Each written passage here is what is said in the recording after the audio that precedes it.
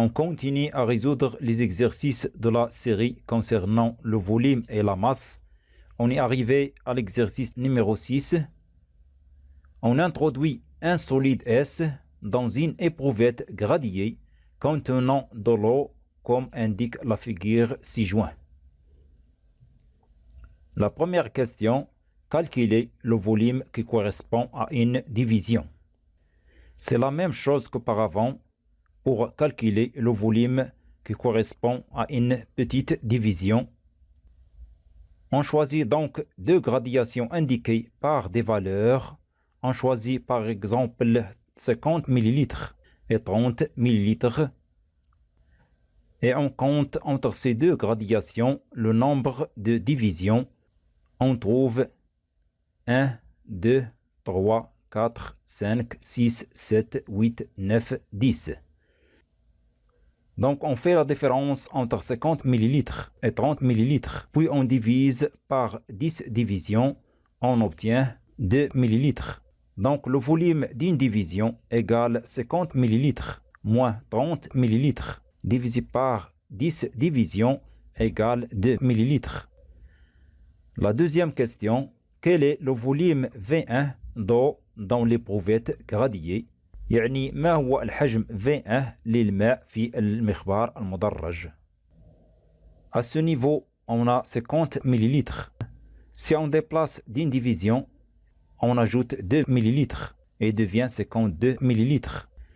On ajoute une autre division, on ajoute aussi 2 ml et devient 54 ml. La troisième division qu'on ajoute, on ajoute aussi 2 ml et devient 56 ml. Et si on ajoute une autre division, c'est le niveau de l'eau. On ajoute aussi 2 ml et devient 58 ml. Donc le volume V1 d'eau dans l'éprouvette gradiée est V1 égale 58 ml. Pour la troisième question, quel est le volume V2 de l'eau et du solide S؟ يعني ما هو الحجم V2 للماء وللجسم الصلب. Donc c'est la même chose. عند هذا المستوى نجد 70 مليلتر. نضيف تدريجة فنضيف 2 مليلتر فتصبح لدينا 72 مليلتر. وعندما نضيف تدريجة أخرى نضيف 2 مليلتر ونصل إلى السطح الحر للماء فتصبح لدينا 74 مليلتر.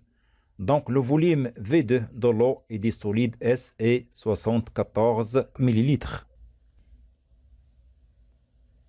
La question numéro 4. Déduire le volume V du solide S.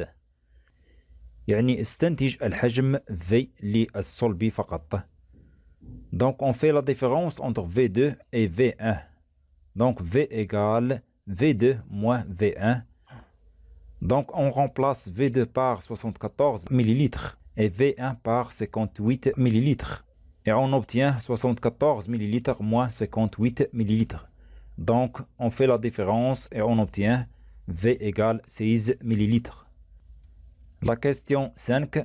Qu'appelle-t-on cette méthode de mesure? Donc cette méthode de mesure s'appelle déplacement de l'eau. La question numéro 6. Peut-on utiliser cette méthode pour mesurer le volume d'un morceau de sucre؟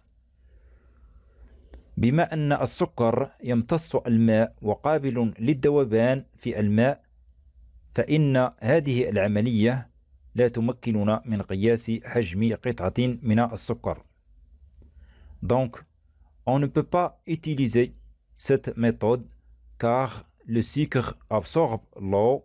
De plus, est encore soluble.